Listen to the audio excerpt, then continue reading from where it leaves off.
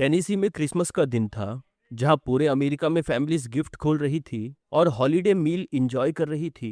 वहीं 6 कैदी खुद को सबसे बड़ा तोहफा देने वाले थे, आज़ादी का तोहफा।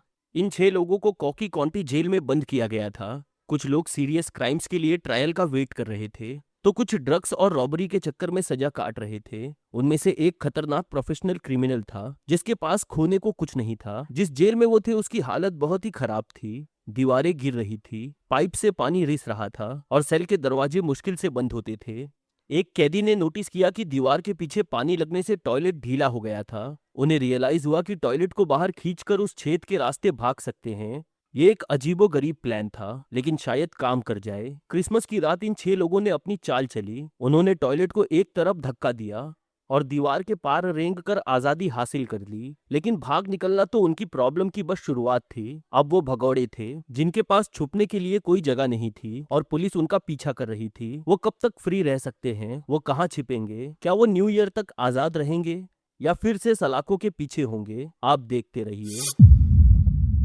हमारी ये कहानी दिसंबर 2019 में टेनेसी के कॉकी काउंटी जेल में घटी थी। ये कोई स्टेट प्रिजन नहीं था, बल्कि एक काउंटी लेवल की जेल थी। आप सोच रहे होंगे कि फर्क क्या है। एक काउंटी जेल में 3 तरह के कैदी रखे जाते हैं। पहले वो जो अपने ट्रायल का वेट कर रहे हैं लेकिन अभी तक गिल्टी प्रूव नहीं हुए। दूसरे वो जो छोटे मोटे क्राइम्स के लिए कम टाइम की सजा काट रहे हैं। और एंड में वो लोग जिन्हें सजा सुनाई जा चुकी है और वो स्टेट जेल सिस्टम में ट्रांसफर होने का वेट कर रहे हैं। कॉकी काउंटी जेल में तीनों तरह के कैदियों को एक ही फैसिलिटी में रखा जाता था। इस जेल की कंडीशन बहुत ही खराब थी। बिल्डिंग पुरानी थी और पाइप से लगातार लीकेज हो रही थी। जेल में मेंटेनेंस प्रॉब्लम का एक लंबा इतिहास था, जिसे कभी ठीक नहीं किया गया। इस जेल में कैपेसिटी से कई ज्यादा कैदी थे, यानी जितनी कम जगह उतने ज्यादा कैदी। इन सब के अलावा जेल में स्टाफ की भी कमी थी। मॉनिटर करने के लिए पर्याप्त गार्ड्स नहीं थे। त्योहारों के दौरान ये प्रॉब्लम और ज्यादा बढ़ जाती, जब कई गार्ड्स एक साथ छुट्टी पर चले जाते। कैदियों ने ये सब देख लिया था। उन्हें पता था कि उन पर नजर रखने के लिए गार्ड्स कम हैं और क्रिसमस के टाइम एक्शन लेने के लिए परफेक्ट टाइम होगा। इस एस्केप को लीड करने वाले आदमी का नाम था डेविड वेन फ्रेजियर। फ्रेजियर बाकी कैदियों जैसा नहीं था। वो एक प्रोफेशनल क्रिमिनल था, जिसने अपनी एडल्ट लाइफ का ज्यादा वक्त जेल में बिताया था। उस पर सीरियस रॉबरीज और डेडली वेपन्स रखने के चार्जेस थे। फ्रेजियर 37 साल का था और काफी डेंजरस था।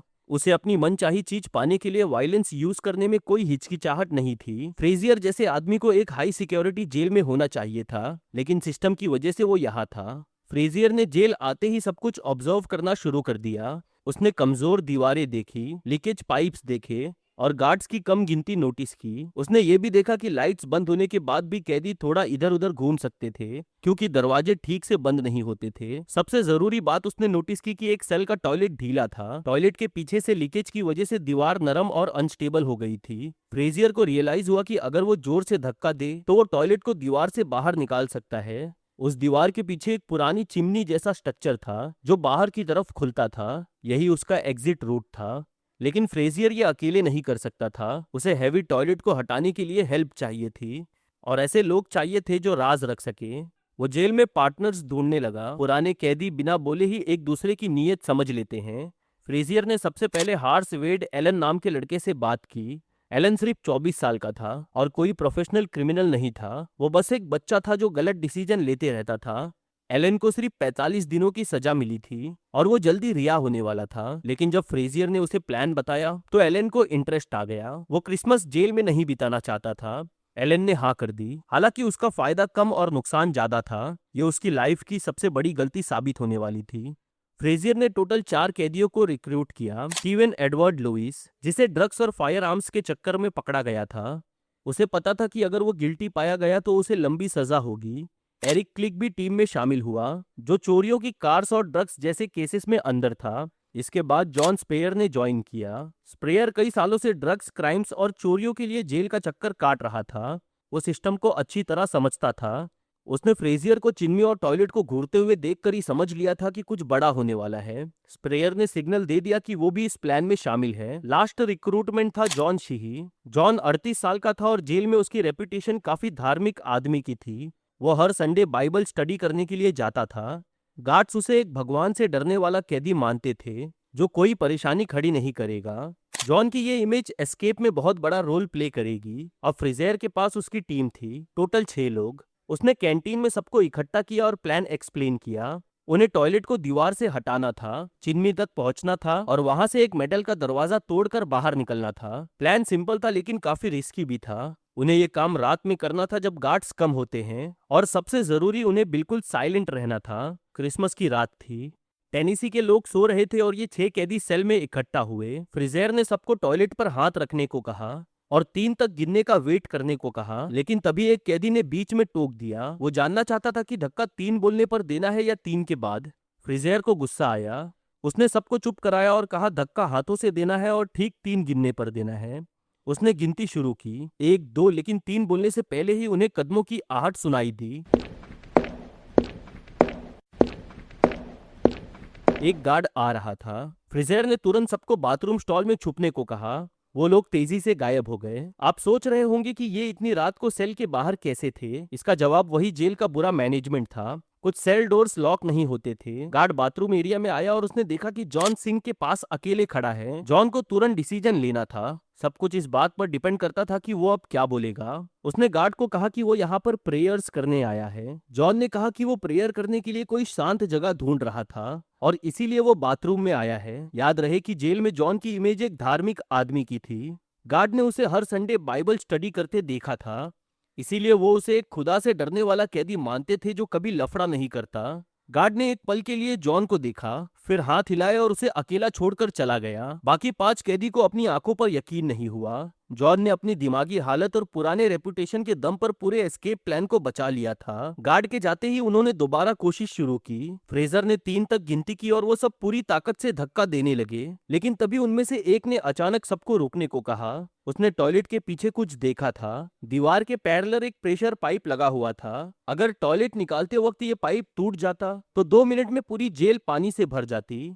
पानी हर जगह फैल जाता और गार्ड्स तुरंत भागते हुए आते। पकड़े जाने पर उनकी बुरी तरह पिटाई भी हो सकती थी और उनकी सजा तो पक्का बढ़ाई जाती। आगे बढ़ने से पहले उन्हें वो पाइप बंद करना था, लेकिन उसके लिए उन्हें एक पाना चाहिए था। अब सवाल ये था कि जेल के अंदर आधी रात को उन्हें पाना कहाँ से मिलेगा। इसका जवाब एक बार फिर दिखाता है कि ये जेल कितने घटिया तरीके से चल रही थी। पास ही में एक मेंटेनेंस रूम था जो ठीक से लॉक नहीं था। कैदी छुपके से बाथरूम से निकलते हैं और बिना किसी की नजर में आए उस रूम तक पहुंच गए। उन्हें एक पाना मिल गया और वो उसे उठाकर वापस बाथरूम आ गए। उनमें से एक ने पानी से प्रेशर पाइप को बंद कर दिया। अब उन्हें पाइप टूटने और पानी बहने का कोई डर नहीं था। अब वो डायरेक्ट टॉयलेट को पुश कर सकते थे। फ्रेजर ने फिर से पोजीशन लेने को कहा। 1 2 3 गिना और उन्होंने अपनी पूरी जान लगा दी। इस बार टॉयलेट हिल गया।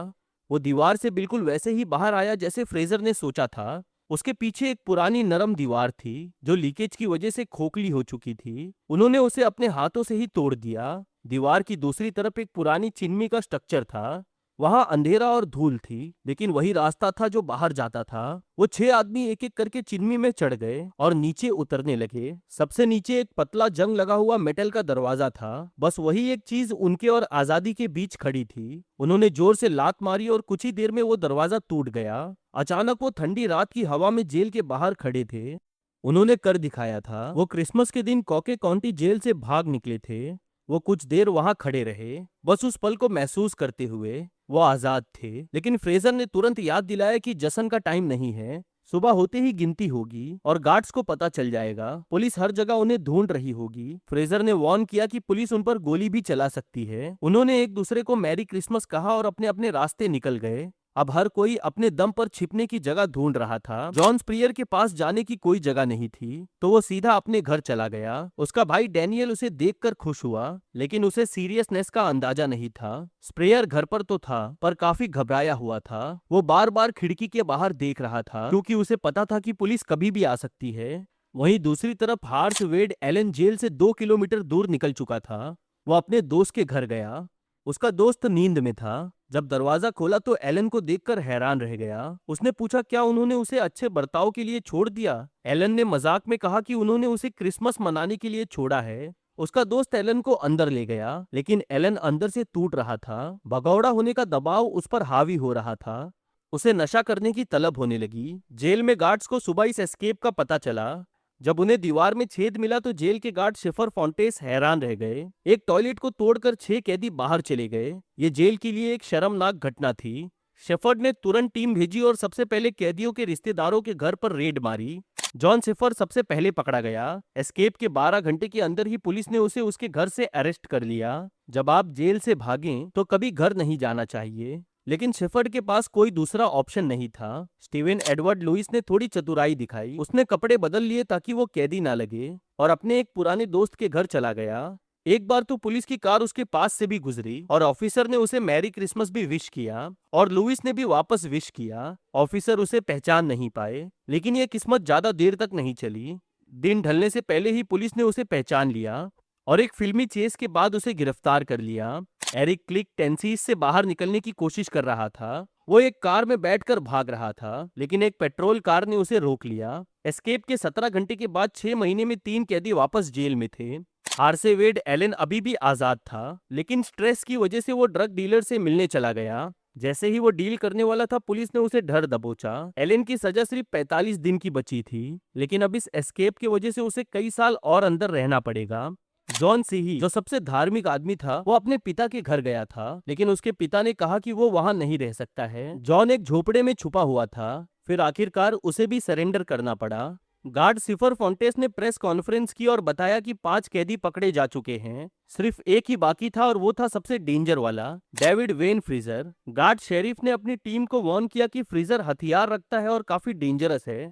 फ्रीजर बाकियों से ज्यादा देर तक आजाद रहा। वो टेनेसी से निकलकर गॉर्जिया तक पहुंच गया था, लेकिन 3 साल बाद किस्मत ने उसका साथ छोड़ दिया और पुलिस ने उसे अरेस्ट कर लिया। क्रिसमस की छुट्टी खत्म होते होते सभी भगोड़े वापस कस्टडी में थे। इस घटना ने पूरे देश में हलचल मचा दी थी। एक टॉयलेट की वजह से 6 कैदी का भागना जेल की नाकामी को एक्सपोज कर गया।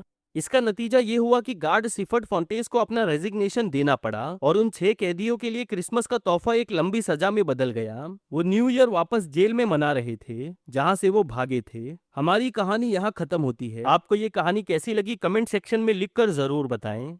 इस वीडियो को लाइक करें और क्राइम स्टूडियोज चैनल को सब्सक्राइब करें। बेल आइकन दबाना ना भूलिएगा। मैं मिलता हूँ आप लोगों से अगले वीडियो में, तब तक के लिए अलविदा।